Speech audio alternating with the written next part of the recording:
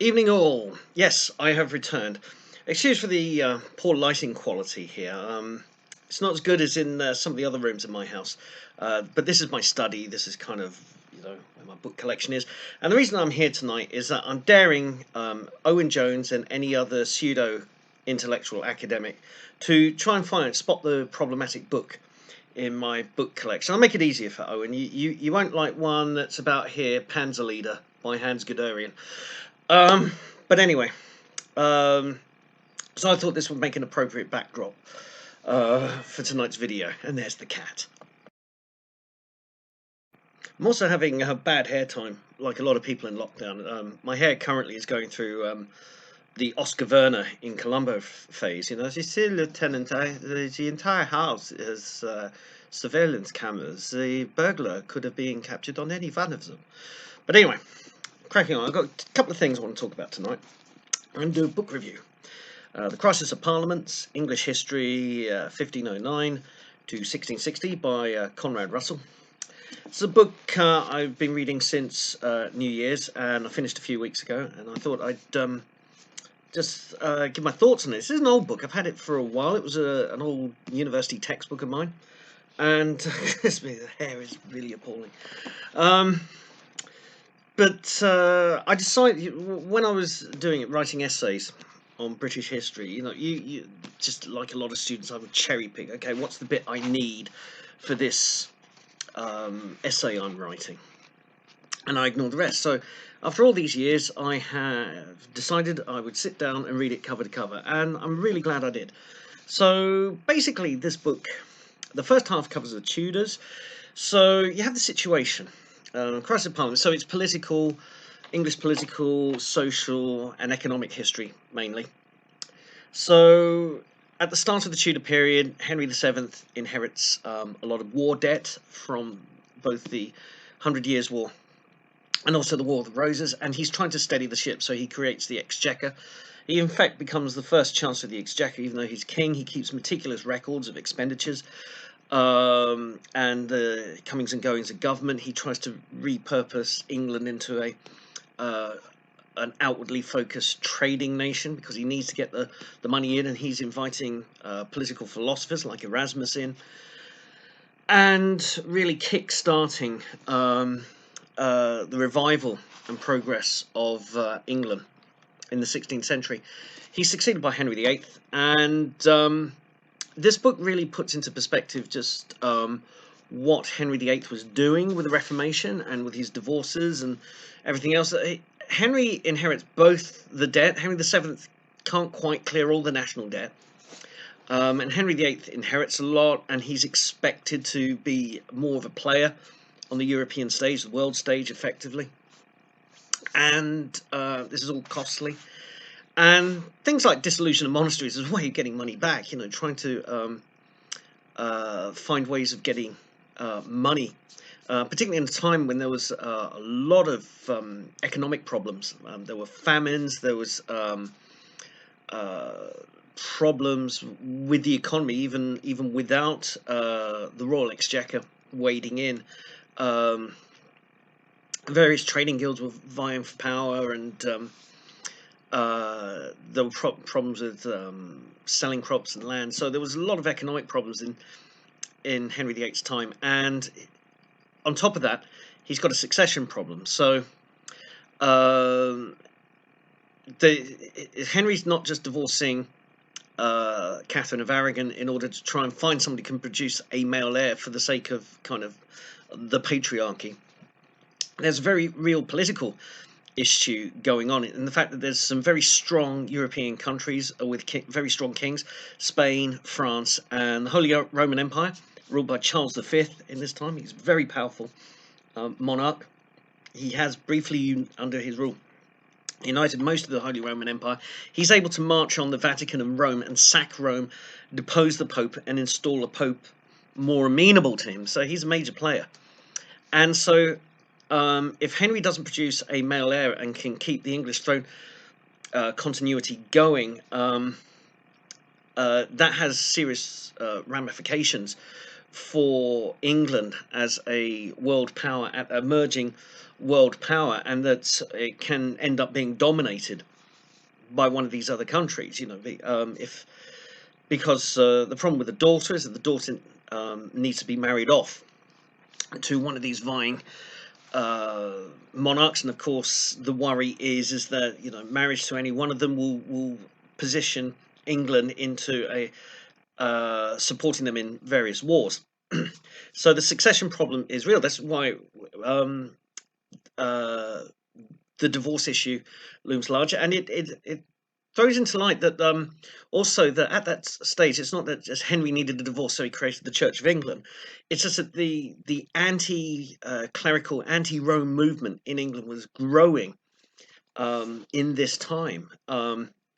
It's not that Henry creates this church; it's that he creates an official Protestant religion in England, and it finds a lot of public favour. Of course, um, in a very English way, it's okay. The Reformation and the break with Rome is big enough, but how can we make a new church that still has the trappings of the Roman Church? And so the basis of the Church of England is kind of trying to find a compromise, successfully or unsuccessfully. So this continues throughout the rest of the Tudor era. With Mary the First and Edward the Sixth, the kind of persecutions and kind of radical Protestantism versus radical Catholicism happening at the time. Elizabeth comes in, she stabilizes things. She's great at the rhetoric. She calms things down. She manages to appease a lot of factions. It's not like the film Elizabeth, where seemingly so many people are railed against her. Yes, there are plots in Elizabeth's reign, but she's able to keep a steady hand on the tiller throughout a very long reign, but at the cost of not being able to sort out a perfect succession by choosing a consort who can produce a direct heir. And so we get to the second half of the book, which covers the early Stuarts. And of course, the Stuarts come in. They are blood relations of the Tudors, but come from a very different political tradition, more suited to absolute monarchy. Even though the Stuarts nominally had to be the head of the Presbyterian movement, Presbyterianism was the main faith in Scotland. Deep down, they were pro-Catholic and probably secret Catholics themselves, but outwardly they had to support Presbyterianism, and so they bring a whole new set of tensions in, which leads to the rift between Parliament, because the early Stuarts, James I and Charles I in particular, do not get this relationship the English monarch has with Parliament, which had been building up for a couple of hundred years previously. It wasn't a completely new thing. Parliament, because of the rise of a mercantile class, rise of a untitled gentleman class, who are being more and more represented in Parliament, the tensions are there, and of course neither James nor Charles are frugal monarchs living within their means. They are spendthrifts. They get themselves involved in all kinds of foreign adventures which don't go well for them. They have toadies and sycophants who Parliament and a lot of the country detest, namely the Duke of Buckingham. And so that leads to the Civil War. Now, in conclusion, I'm not going to go into bullet by bullet account of exactly what's in this book, but what I came away with a strong sense that English political history, and by extension British political history, is very much about the battle between conservatism and radicalism. And it made me understand what British conservatism was about. It's not the same as American conservatism. Because the Americans believed that they got it sorted with their constitution, their founding fathers. So American conservatism is really about conserving these principles. It's things about the fundamental nature of America that needs preserving almost. Whereas English conservatism, British conservatism, is about resisting the forces of radicalism, and we see this very much in the post-English Civil War period, where particularly after the Second Civil War, where a lot of the early leaders of the Civil War, like the Earl of Essex and Pym, have died, and their successors come in, and Cromwell emerges. But you have these forces, not just political forces, like a standing army, a full-time standing army, which for the only time in British history carries political weights on its own. But also factions like the Levellers, who, when I read about the Levellers, they seem very much in tune with today's Guardian reader. They have a kind of vision of the anointed aspect to it. And they are very radical. And then you've got the Fifth Monarchists, who, despite the name, are actually Republicans. Fifth Monarchy refers more to the Kingdom of Christ. So you have kind of religious political groups and very radical groups. And people say, well, isn't Oliver Cromwell a radical? Well, absolutely, actually, no. In comparison, what he's doing is radical. He didn't want to kill Charles I for starters. That was kind of inevitable because Charles just refused to back down, refused to make any concessions to Parliament. And Cromwell found himself in the position, well, this is the only thing that's going to, this is the only outcome, is executing the king. So Cromwell had a lot of radical force. He had to quell the Levellers. He had to keep the army at bay. I think he ends up disbanding the standing army. And also he's got the Rump Parliament, which he dissolves. They were quite radical in what they wanted, and the Bare Bones Parliament, who are quite radical. So Cromwell's trying to keep all these very radical forces at bay, and in the end, he doesn't really succeed. It takes one of his more quieter. It's always the quiet ones you've got to watch out for. So this quiet general called Monk, who's based up on the Scottish borders of the Coldstream, and he leads his forces down south. And people say, well, what's Monk going to do in the vacuum of after Cromwell's death? Is Monk going to stage a coup d'etat? And what he does is that he just places the British army, he marches to London, places the British army under the disposal of Charles II. He offers Charles II the chance to come back and be king, but with a new compact, so this compromise politics. And General Monk and Charles II just kind of reached this accord, and it's so typical of English and British political thought that conservative forces that aren't opposing all change, but kind of manage, just quell the radicalism and just try and keep things progressing, but progressing slowly. That's what it is now. You may like that or hate that, but I think it's important to look back at history and just see this kind of strand of just conservatism, just keeping the really radical, disruptive forces in British political and social life under control. And I recommend this book. It was first published in 1970. I'm not sure if it's still in print. It was a staple of university courses for many years. I don't know, because it's old white male history written by a white male historian. I'm not sure if it's still around, but if you can find a copy, I think it's really, really illustrative. It's very, it's just classic. It's classic historical research presentation. Good old school history. So there you go. I need to comment on something that's happened this week. If you're following me on Twitter, you'll know that I have formally cut ties with the academic agent and Unpopular Opinions.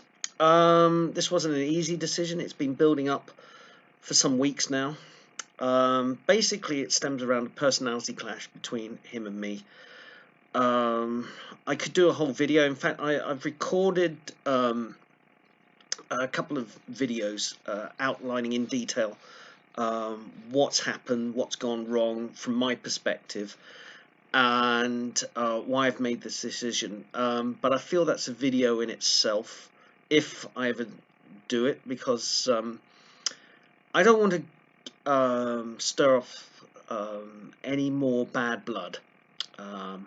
It's just that things have been said on Twitter in the last few weeks where I've not been happy with. I've not been happy with the way I've been characterised um, by the academic agent on a number of issues, where my thoughts on a subject um, are a little bit more complicated than kind of trying to cram it into a Twitter trash talk. Um, and I'm sick and tired of being misrepresented or outright lied about. My words taken completely out of context, twisted. I find these are the tactics of the left. They should not be our tactics, and I am dismayed that people who purport to be on the right are using such tactics. Did we learn nothing from the Roger Scruton debacle? So, as I said, there's a lot of things going on. I could go into great detail about some incidents that happened that have led to this decision. But what I want to say is that I've done this decision because I think it's best for me. Rereading Jordan Peterson's 12 Rules for Life, I got to Rule 3, which said, surround yourself with people who want the best for you. Don't be in situations where people are going to pull you down, where you can't be yourself or a good version of yourself, with people who just want to pull you down. So that was basically what drove it. I just felt, actually, I'm not in a good place here. And comparing it to my other live stream appearances, when I think of I'm a regular on This Week in History, which is a great show to do. Very convivial, very friendly. I can be the kind of the person you know me to be. I can let rip to a certain extent on that show. I also enjoy being on Fake Accents Unite. That's got a very nice charm being on that show, even though we discuss some very heavy issues on that show sometimes. Although my last appearance was on the Red Dwarf one, which was entirely light-hearted, but it was lovely to be on that show. A lovely array of guests, and I've enjoyed.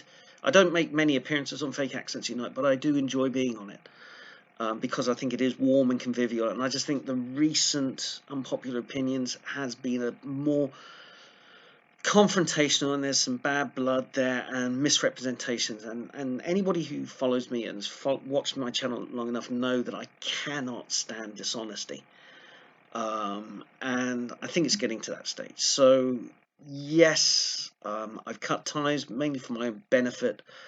The door is open if academic agent and I want to sit down and hash things out to try and reconcile. The door's always open, but at the moment I don't expect that to happen. I think a lot of things have been said and a lot of stock taking needs to be done. I'm doing that at the moment. That's why I've formally ended my association with the show. Thank you to everybody who has supported me whilst I've been on the show. Those people who convinced AA that I should be a regular panelist.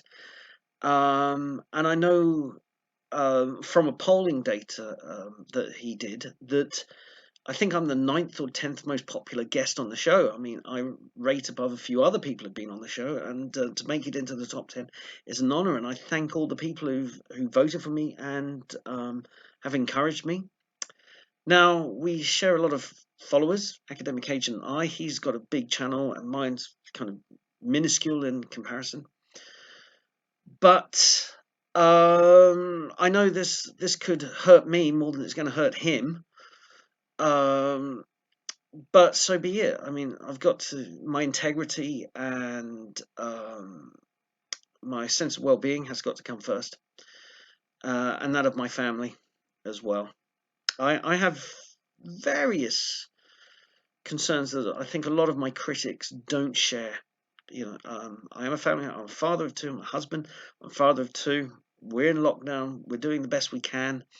I'm actually doing quite well in lockdown. Not that I'm happy about it, and I don't like the growing authoritarianism, but I'm dealing with life in lockdown quite well. Mentally, I'm in a good place, and I don't.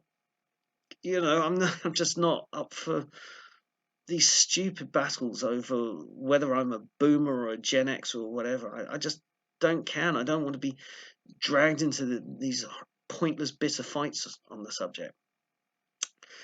So it's with some sadness and regret that I part company with Academic Agent and the show, but I think things have been said, comments have been made, and as I said, this is about the kind of person I want to be, and I don't want to be. I don't want to get into these trash talking battles. So, it's time for Pastors New, and anybody, I know I share a lot of same subscribers. I would ask you just, don't feel like you're in a custody battle between us. Watch his videos. A lot of them are good. Watch my videos. I hope you get some entertainment and information out of them that you find useful. I hope we can all just, continue on. I've met some of my followers in public. I've met at AA in person a couple of times. I just hope, I had a great time meeting some of you guys in person. I just hope that continues. I hope that our dialogue and things can continue in that vein, um, being positive. But yeah, it's time to move on. So I'm hoping to make new content. It's very difficult at the moment. We have 2 laptops which I can produce content on in this house, and they're used by 4 people. Schoolwork. So normally, before the lockdown, I would do research and write something during the day. Maybe in the afternoon, I would record something. Then in the evening, I would edit it and upload it. I don't have as much time. I have to do everything pretty much after 9 p.m. Because that's when computers become free to record videos, edit them, and upload them. Because by 8:30 the next morning, they've got to be used for school and paid job work, which the grown-ups have to do in this house. So that's why, main reason why there's not been a lot of content from me lately. But hopefully I'm back. I don't know what I'm going to do the next one. I don't know if there's going to be a weekly biscuit or something else. But as if I can, I will do so. Until next time, see you later. Take care.